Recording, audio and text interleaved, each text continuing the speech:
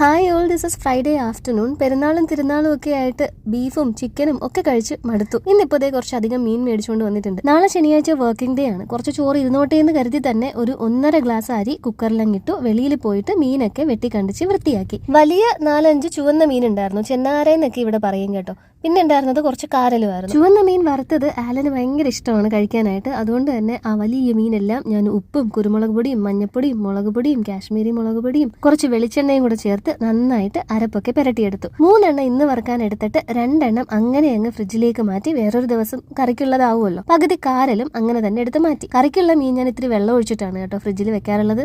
കാരല് തേങ്ങ അരച്ച് കറി വെക്കാനായിട്ട് കുറച്ച് തേങ്ങ ഞാൻ അങ്ങ് തിരികെ എടുത്തു. സേറമോളുടെ വീട്ടിലും ഇന്ന് കാരലാണ് കിട്ടിയതെന്ന് പറഞ്ഞു. ഇത്രയും പരിപാടികൾ നടക്കുന്നതിന്റെ ഇടയിൽ ചോറ് ഒരു വിസിൽ അടിച്ചിട്ടുണ്ടായിരുന്നു. ഇനി കുറച്ചു നേരം അതങ്ങോട്ട് മാറ്റി വെക്കാം. മീൻകറിക്കായിട്ട് കുറച്ച് മഞ്ഞപ്പൊടി വേണം, ഇത്തിരി മല്ലിപ്പൊടി, സാദാ മുളക് പൊടി, കാശ്മീരി മുളക് പൊടി, തിരികെ എടുത്ത തേങ്ങയും 3 ചെറിയുള്ളിയും, ഇത്തിരി മഞ്ഞപ്പൊടിയും ഇത്തിരി മല്ലിപ്പൊടിയും, കുറച്ചധികം മുളക് പൊടിയും, നിറത്തിനായിട്ട് ഇത്തിരി കാശ്മീരി മുളക് പൊടി, കുറച്ച് പിഴിപുളി ഞാൻ വെള്ളത്തിൽ ഇട്ട് വെച്ചിട്ടുണ്ടായിരുന്നു. അതൊന്ന് നന്നായിട്ട് പിഴിഞ്ഞെടുത്തിട്ട് നമുക്ക് ഇതിലോട്ട് ഒഴിച്ച് പറ്റയങ്ങ് അരച്ചെടുക്കാം. വീഡിയോസ് കാണുകയും സപ്പോർട്ട് ചെയ്യുകയൊക്കെ ചെയ്യുന്നവരോട് ഒരുപാട് താങ്ക്സ് ഉണ്ട്.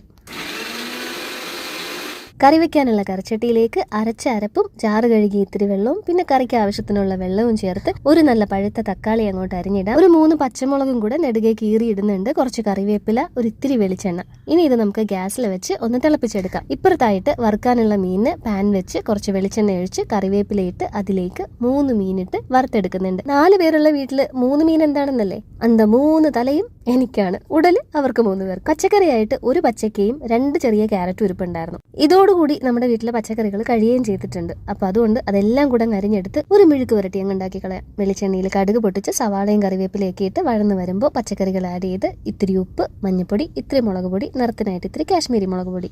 മീൻ കറിക്കായിട്ടുള്ള ഗ്രേവി നന്നായിട്ട് തിളച്ച് മറിയുമ്പോൾ വേണം മീൻ ഇട്ട് കൊടുക്കാനായിട്ട്. കാരൽ ചെറിയ മീനായതുകൊണ്ട് നമ്മൾ മീൻ ഇട്ട് കഴിഞ്ഞ് ഒത്തിരി തിളപ്പിച്ചാൽ അത് പൊടിഞ്ഞു മാറിപ്പോവും. മെഴുക്ക് വരട്ടി വേവാനായിട്ട് അടച്ചു വെച്ചിട്ട് നമുക്ക് മീൻ ആഡ് ചെയ്ത് കൊടുക്കാം. മീൻ ആഡ് ചെയ്ത് കഴിഞ്ഞാൽ തീ ഒന്ന് സിമ്മിലാക്കി ഒരു 3-4 മിനിറ്റ് ഒന്ന് വേവിച്ചെടുത്താൽ മതി.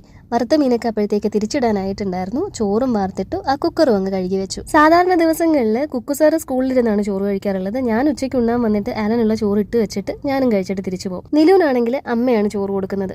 വീട്ടിലെല്ലാവരും ഉള്ള ദിവസം എല്ലാവരും കൂടെ ഒരുമിച്ചിരുന്ന് കഴിക്കാമെന്ന് കരുതി ചോറും പച്ചക്കറിയും വറുത്ത മീനും മീൻകറിയും ഒക്കെ എടുത്ത് 3 പേർക്കും കൂടെ വാരിക്കൊടുത്തു. ഞാൻ ഒരുമിച്ചിരുന്ന് കഴിക്കാത്തത് എന്താണെന്നല്ലേ, ഞാനൊരു സ്പെഷ്യൽ ഐറ്റം മാറ്റി വെച്ചിട്ടുണ്ട്. ഇത്തിരി പഴഞ്ചോറ്. അതിൽ ഇന്നലെ രാത്രി തന്നെ കാന്താരിമുളകും ചെറിയുള്ളിയും ഉപ്പും ഒക്കെ ഇട്ട് വെച്ചതുമാണ്. മീൻകറിയിലെ തക്കാളിയും പച്ചമുളകും ഒക്കെ കൂടെ ഈ പഴഞ്ചോറിൽ ഉടച്ചിട്ടങ്ങോട്ട് കഴിക്കണം. ഒരു ഗുമ്മിന് ഇത്തിരി വെളുത്തുള്ളി അച്ചാറും കൂടെ ഉണ്ട് കേട്ടോ. അപ്പം നമുക്ക് നാളെ കാണാം.